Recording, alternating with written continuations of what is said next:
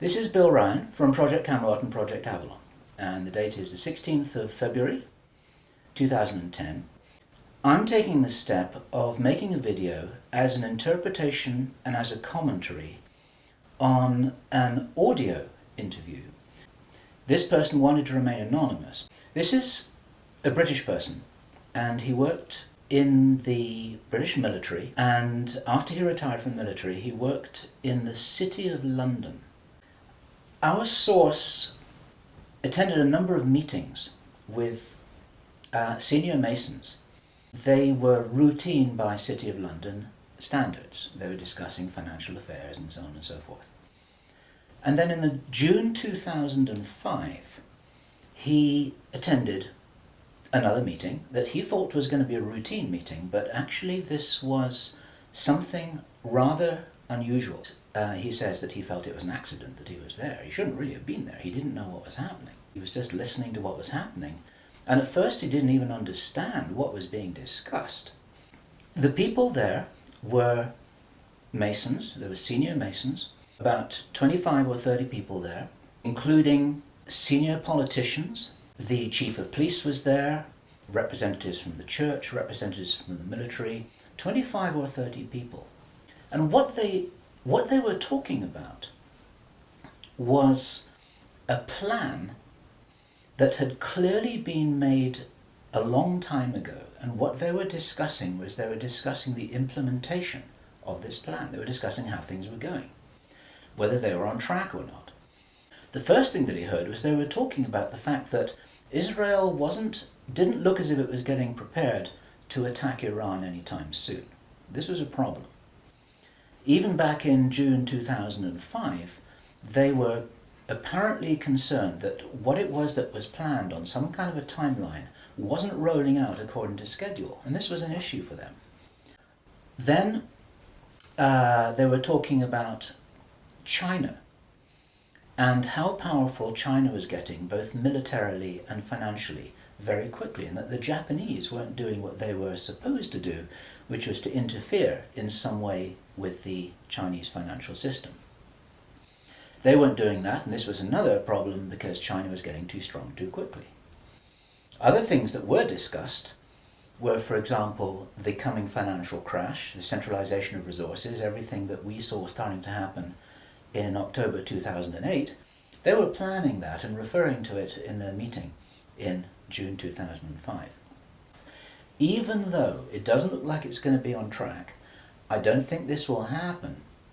I think that there are a bunch of crazy people there who are extremely determined to do something, and they were in a hurry, and this is important to understand. They were in a rush to try and roll out this sequence of events. It starts with Israel attacking Iran. Now, this hasn't happened yet. There have been a number of indications that there are forces which are trying to push this into happening. That's going to be the start of what is like the opening gambit in a big chess game. The plan is to provoke Iran or China to retaliate after Iran is struck with a nuclear weapon. At that point, there will be a limited nuclear exchange in the Middle East, followed by a ceasefire. And then the next thing that happens in this chess game that's being played is that biological weapons are released on China. You heard this being discussed in this meeting. They will release a flu-like virus that will be genetically targeted against the Chinese population. It's racially targeted against the Chinese people. It's designed to spread like wildfire and to knock out a large number of the Chinese people. And these people in this meeting were laughing about this. They said, China will catch a cold. Those were their words. China will catch a cold. And they were laughing about the fact that these biological weapons will wreak havoc among the Chinese population. And after that, then what effectively will be a kind of plague will actually spread right across the world to the West as well. Our source was not clear whether this was a Chinese retaliation or whether the thing would just spread out of control in the way that it would be very understandable if it did, whether it's racially targeted or not. These things actually mutate. So now you've got a situation where there's been a limited nuclear war in the Middle East. There's a pandemic that really is sweeping across the world and really is killing people very visibly. And you've got this totalitarian military lockdown in all the governments in the Western world because everyone's going to be in panic about all of this. And then, he said, then the real war starts. Something that would be justifiably called the Third World War, with a much more major nuclear exchange. And at this point, I asked him, is this just about population reduction? What is this about? Why are they doing this? He said, absolutely, it's about population reduction. So I said, well, in this meeting, did they mention any figures? And he said, yes, they did, 50%. Half the world's population. This is planned as per the Georgia Guidestones. For those of you who don't know what the Georgia Guidestones are, it's a stone monument in Georgia in America that was erected anonymously a number of years ago. It's in 8 languages, and it's like an Illuminati manifesto for a new world, as it were. And just hold that thought about this being a manifesto for a new world. This is an important concept here in what I'm presenting. One of the key parts of this manifesto for this new world is that there should be a population of 500 million people. Now, 500 million people is an enormous reduction from the nearly 7 billion that we've got at the moment. That's pretty much 95% of people who would no longer be on this planet. And 50% is a step towards that. And there's a reason why they're doing all of this. There's a reason why they're in a hurry. There's a reason for this insanity. When he was explaining this, then he said that they have a name for this plan. And he said it is called the Anglo-Saxon Mission.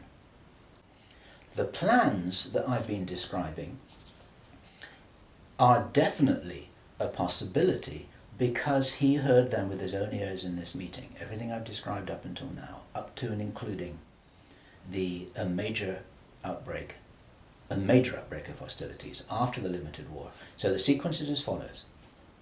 The planned sequence is as follows.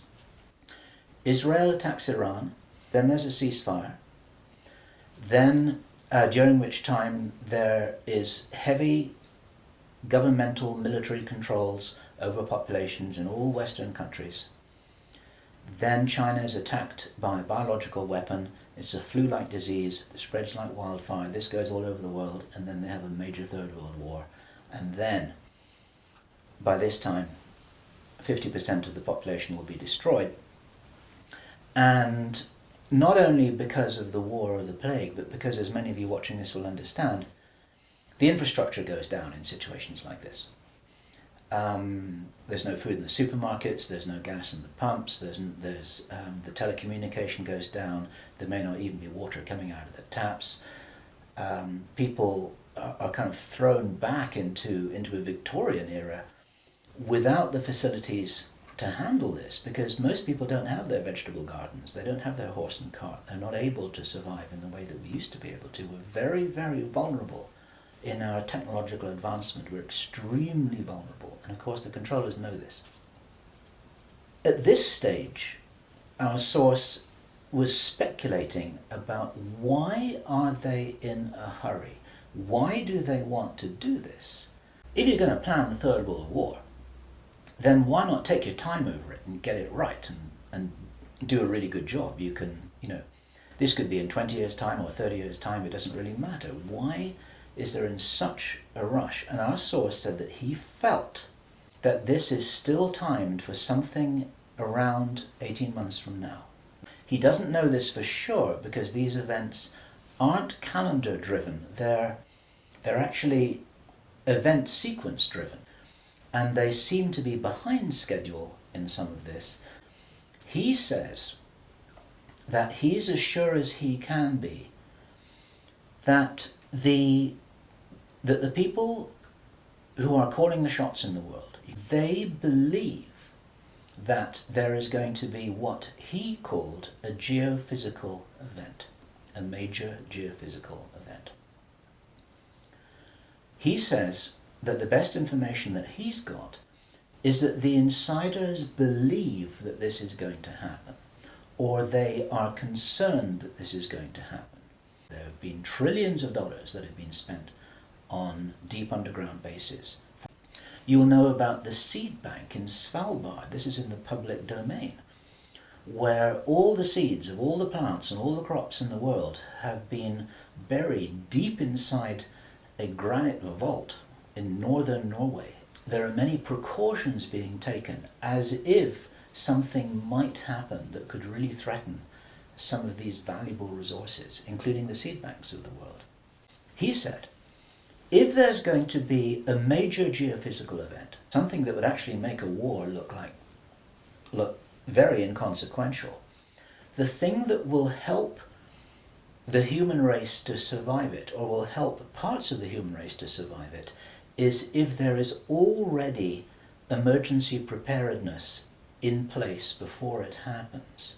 Our source suggests that the reason for this whole Third World War scenario is that then the Western governments, with the Chinese out of the way, will be in a state of such totalitarian control of their own population that they will be best equipped to recover and rebuild the new world after a cataclysm. And I have to tell you that this terrible logic makes sense to me, that they would think that way. I'm not for a moment agreeing that this will happen. I think this is wild, crazy stuff, but if they believe that it's going to happen, then this could be their justification for this kind of plan that we've heard about is really being discussed.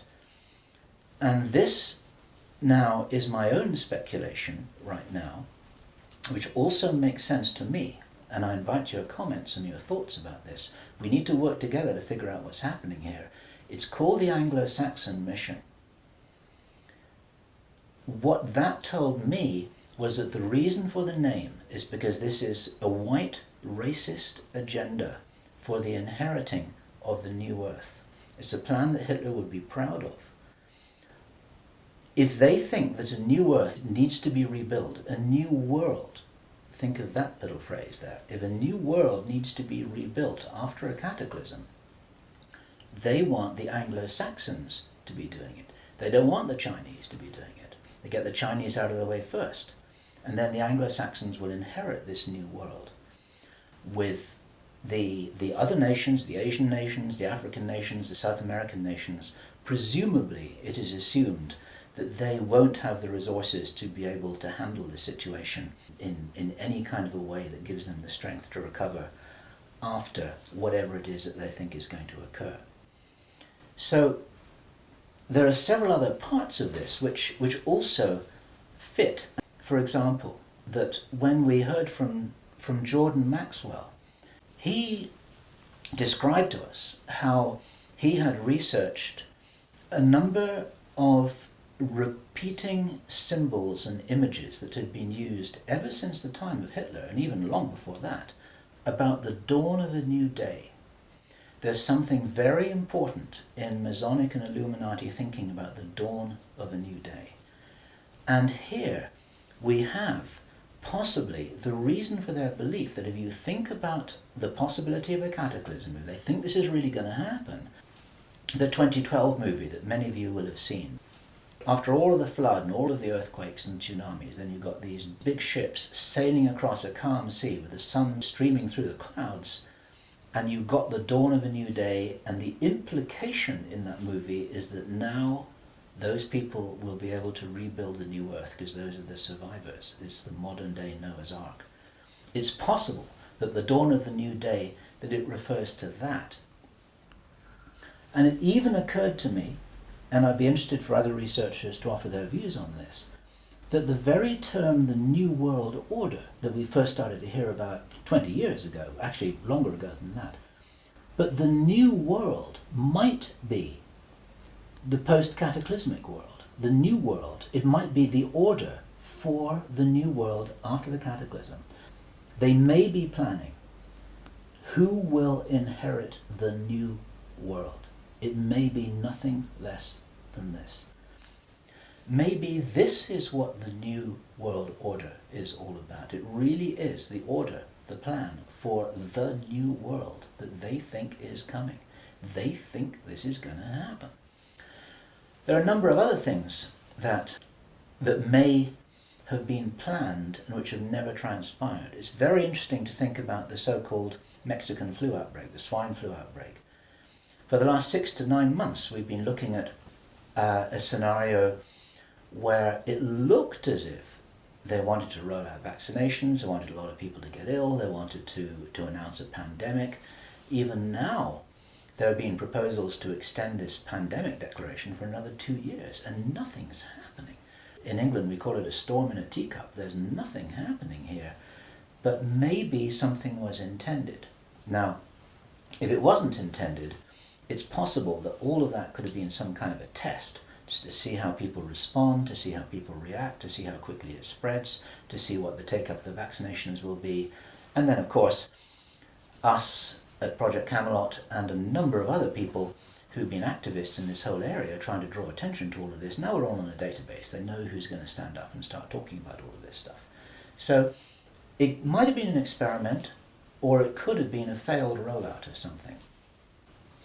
Where this plan originates from, it's very interesting to speculate. Our source told us that this has been in place for a long time. He'd first heard about the Anglo-Saxon mission as long ago as 1976. The Illuminati symbolism about the dawn of a new day has been going on for a long time. Many people think that this plan requires such a superhuman level of intelligence and strategic understanding, and is so ruthless and so cold that the logic suggests, and David Icke says this, Jordan Maxwell says this, we say this ourselves with full agreement, that this didn't come from a human source. People aren't capable of doing this against other people. There's something else behind this. We have to think big. We have to think from the highest spiritual viewpoint that we possibly can do. That these people shouldn't be fought. What must happen is we just withdraw our consent from these things that are being done to us, from this plan that we're part of. And as I was saying just before, if you're in the military or if you're in intelligence services, withdraw your consent from this, because these plans can't happen without it. There's something about the Illuminati and the way that they're operating that is very limited. They're using force, they're in a box, they're trying to counter what everybody I know is recognizing and referring to, where I say the single strongest reason that I have for not believing that anything is fixed, that we're all doomed, that anything really bad is going to happen, is because I wouldn't be here, and neither would you watching this now. There's a job to do here, and many of you watching this will be aware of the fact that we're here to do jobs. It's what Dolores Cannon calls volunteers. We may be here for a reason. We may be here to help catalyze this increase in consciousness, and that's what's going to prevent this kind of thing from happening, because if we do not agree that this is the future that we want, then that's not what we're going to experience. We do all co-create our reality, we do all have a part in it, and I profoundly believe that by becoming aware of these plans, this is the way that we avert them. There's a difference between prediction and prophecy. And so what we have here is we have a kind of prophecy. It's not a prediction. And I'm using this word very, very carefully because the reason why I'm making this statement, the reason why we're releasing this information is to make sure that this doesn't happen. What are we going to do with this information? It's going to be translated into every language that we can. The video is going to be subtitled in Chinese, Arabic, Russian, Spanish, every other major language. I want this video to be picked up by the Chinese. I want this to be escalated up the line. The Chinese are very sensitive about videos that refer to them, especially ones with Chinese subtitles. This will be reported right up the line to Chinese intelligence, to the Chinese military commanders. And the reason for that is because, first of all, if this is nonsense, it doesn't matter, okay? But if this is a really serious threat, then those are the guys who need to know about it, because their first nuclear response, which is designed to be provoked, is the thing that actually sets this whole thing on fire. And so, to any Chinese military commanders who are listening to this, don't do it, okay? None of us must do anything here that is in alignment with their plans. There's a wonderful scene in the Avatar movie that I loved so much, which was when the woman helicopter pilot who was ordered to fire her weapons at the big tree, she's just about to fire, and then she says, "I didn't sign up for this." And then she turns around and she goes home. She's not going to be part of this. There are many people in the military who never signed up for anything like this. There are many people in the intelligence services, they never signed up for anything like this. They signed up when they were young, thinking that they were doing the best thing for their country, thinking that they're doing the best thing for mankind. They're not all evil at all. And so as a direct message to those of you in the military and the intelligence services who may be watching this or may have had this brought to their attention, you don't have to do this stuff just because you're told. You need to support what's best for the human race. You don't need to follow orders if it's going to lead to a huge destruction here, which is in no one's interests apart from the controllers who have an agenda of their own, and that agenda doesn't feature you and me, that's for sure. Okay, so that's the end of my presentation. I want you to consider this information. I'm not urging you to believe it. I want you to research it. I want you to check it out. I want you to read the transcript carefully, and I want you to see whether this correlates with anything else that you know and understand that's come to your attention. We're all working together here. We're not trying to force you to believe anything at all. We need to be careful about this information, but at the same time, if there's any chance that this is true, if there's any chance that this is for real, then we have to know about it, okay? And if you are not sure what it is that you should be doing, then I say the same thing that I always say, which is do whatever it is that you came here to do, because most of you watching this video are here for a reason. I do understand that you may not know what the reason is yet, but you're probably here for a reason. You're probably watching this video for a reason. Do whatever it is that you came here to do. This is Bill Ryan, Project Avalon, Project Camelot. It's the 16th of February 2010. Thank you.